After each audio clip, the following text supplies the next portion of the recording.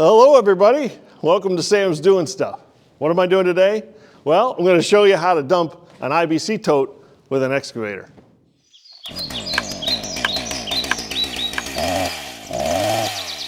I'm sure you've seen this done before, but maybe not like this. So I saw a couple of different channels and they have excavators and they try to dump IBC totes using pallet forks or some kind of an attachment that will attach to pallet forks, and then pick up the IBC tote with the excavator and jostle it and bang it around and dump it into their trailer.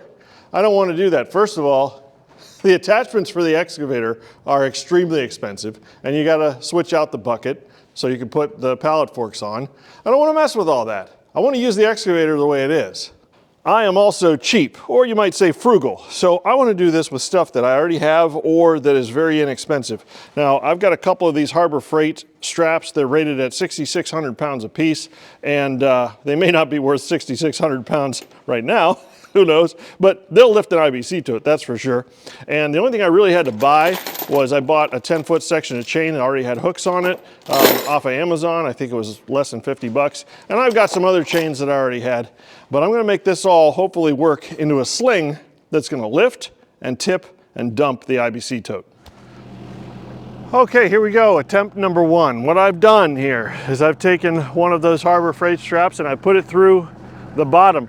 You cannot lift one of these IBC totes from the cage itself. They're just tiny little welds. It is very flimsy and it would just rip it to pieces if it were full of wood. I'm also doing this with an empty IBC tote to try it first. Anyway, then I've got another Harbor Freight strap through the back of it. Same thing all the way through. The 10-foot chain goes over the teeth of the bucket, and then I've got this, I think it's about a 12-foot tow rope, something like that. This is all rated for well over 2,000 pounds, so nothing should fail even if this were completely full. What I'm looking for right now is functionality. Will this lift it and then use the bucket to tilt it back and dump the front of it? So let's just give it a shot.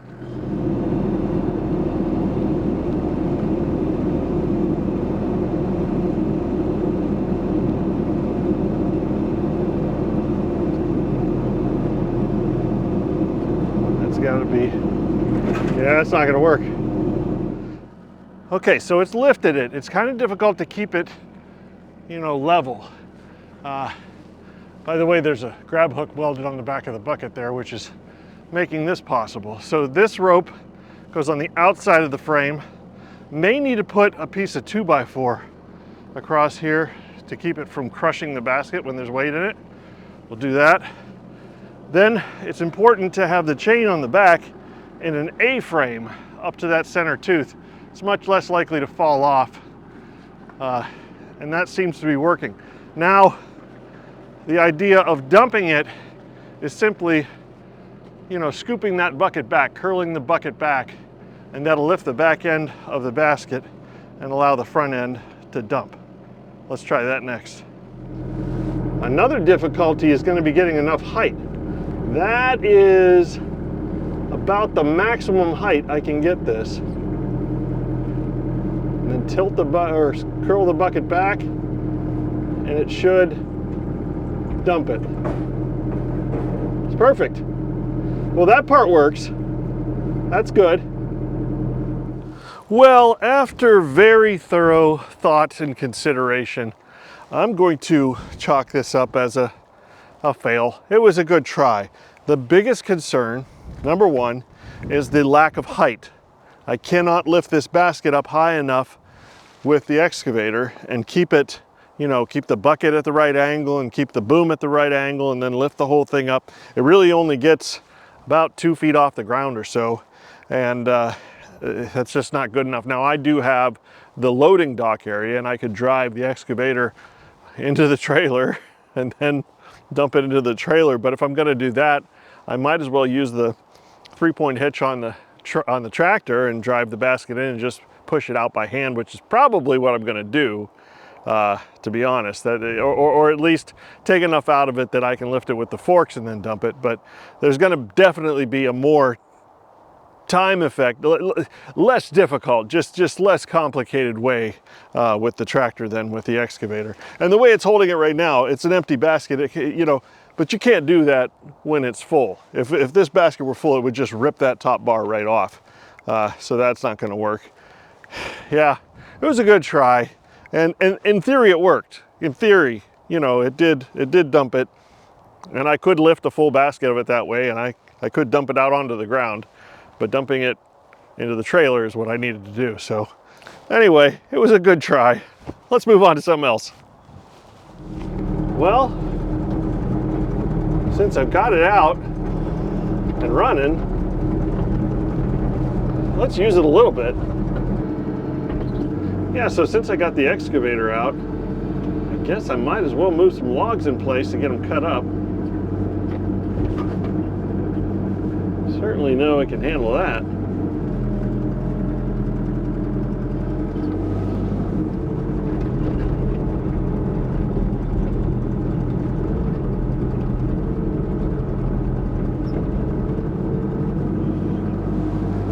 Yeah, this thing is excellent for loading the log deck.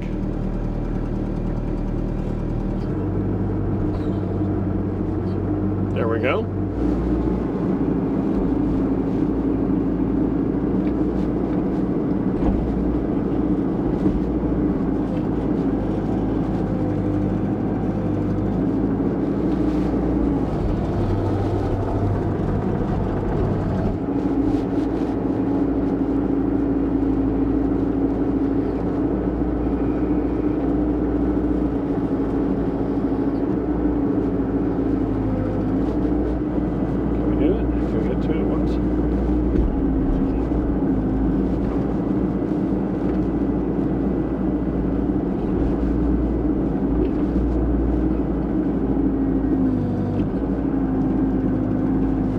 Good.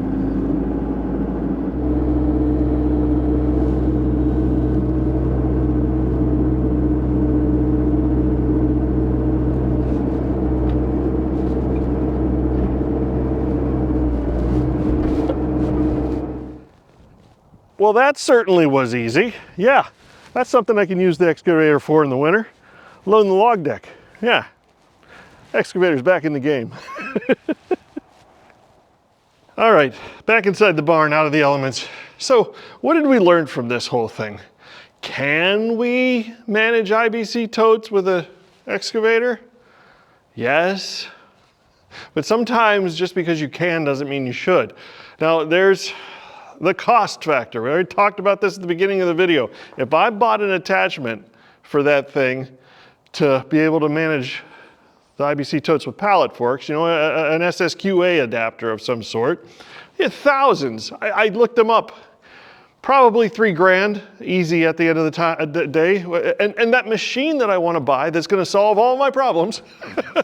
Anyway, that's like a third of that, you know? Oh, it just doesn't make sense to adapt the machine to do the job you want it to do. Could I dump it the way I did with the sling method? Yes, I can. But it's kind of finagling this thing. It's just too much. It's too much process, you know what I mean? To make it so it can. Remember, I'm not stuck. I can still drive the trailer over next to the firewood and throw it into the trailer by hand. So we're working out the best option here for what I have with the tools that I have. And I honestly, I hope this answers the question that everybody's asking, is why not use the excavator to manage the firewood? It's just not the right tool for the job, you know? Getting it out of the barn and going down, it tears up the ground. I mean, even in the snow with the ground frozen, those tracks and that weight of that machine, it just rips things up. It's great for moving those logs. Yeah, that absolutely, you know, especially when I don't have the tractor with the loader on it. I've got this available to move those logs and I'm loaded up and ready to go. Now, what I would like to do, and I might think about, is trying to move the whole operation in here, like cutting to splitting, you know, try and set up some kind of a layout inside the barn so that the excavator can bring the logs in and load up the log deck, and I can just work in here all the time, because it's a huge difference from right here where we are to out here. It's quite a bit of difference in comfort level. I mean, just having a roof over your head. I feel so blessed to have this barn. So, final thoughts. No, I don't think I'm going to be managing the IBC totes with the excavator. It's too much of a hassle. I'm going to do what I can with what I have until the time comes and I'm able to buy something that can handle the IBC totes better. Now, would I like to buy a tractor? Oh my gosh, yeah, I'd love to spend 40 grand on a Kubota LX 4020 with a cab. Oh, that would be so nice. Man, but why? Why right now? I can't do that. That's, you know, I don't have 40 grand. So anyway, we're just gonna keep doing what we're doing. Yep, I'm gonna keep making firewood. That's the most important part right there. Keep making firewood. You gotta have the supply. I've gotta get stacks and stacks and stacks and totes and totes and totes filled. I gotta have everything done. You know, you're supposed to have it all cut, split, and stacked by Easter. So that's what I'm shooting for. Hopefully 12 cords by then, and I'm gonna keep pecking away at it. And old school is just fine. Old school is always fine. So anyway, appreciate you stopping by. Hope we all learned something again, and I will catch you next time when I'm doing it.